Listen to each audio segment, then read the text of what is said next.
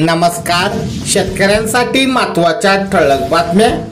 खानदेशात कांदा लागवडीला वेग, मजूर टंचाईचा फटका. 2,500 कोटीचे अभियान केंद्र सरकार राबवणार. 23 ऑगस्टला पंतप्रधान मोदी करणार प्रारंभ. खत टंचाईवरून कर्नाटकाच्या विधानसभेत गोंधळ. एकेरी उल्लेख करत सत्ताधारी व विरोधक भिडले. केंद्र सरकारकडून ठिबक तुषार सिंचनासाठी मिळणार 55% अनुदान.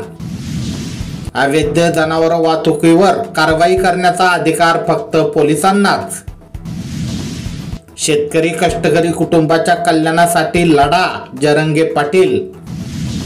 विमा भरपाईचे 415 कोटी आठवड्याभरात मिळणार. शेतकऱ्यांच्या खात्यावर जमा होणार. अहिल्यानगरला मक्याचे क्षेत्र 13,000 हेक्टरने वाढले. सोलापूर जिल्ह्यात लंपी बाधित पशुधनाची संख्या 2,000वर. पावसाचा yellow alert, orange alert. Vidarbha आणि कोकणातील काही जिल्ह्यांमध्ये जोरदार पावसाचा अंदाज.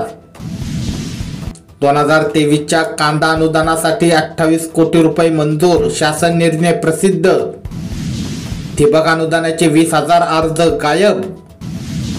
15 ऑगस्ट रोजी इम्तियाज जलील यांनी आयोजित केली चिकन आणि मटन पार्टी. मुख्यमंत्र्यांनाही निमंत्रण. HSRP साठी अतिरिक्त शुल्क. नागपुरात 2 केंद्रावर कारवाई. स्वातंत्र्य दिनी मांस विक्री बंदीचा काही महापालिकांचा निर्णय. फडणवीसांनी मांडली भूमिका. म्हणाले, आमच्या सरकारने हा निर्णय घेतला नाही, हा तर जुनाच निर्णय. 25,000 मतदारांची नावे. छत्रपती संभाजीनगर जिल्ह्यातील पैठणमध्ये 2 ठिकाणी मतदार यादीत गंभीर घोळ. सुनावणी घेऊन एकाच ठिकाणी नाव वगळणार. छत्रपती संभाजीनगर जिल्ह्यातील देवगाव रंगारीत टमाटोला मिळाला प्रति किलो 306 रुपयाचा भाव.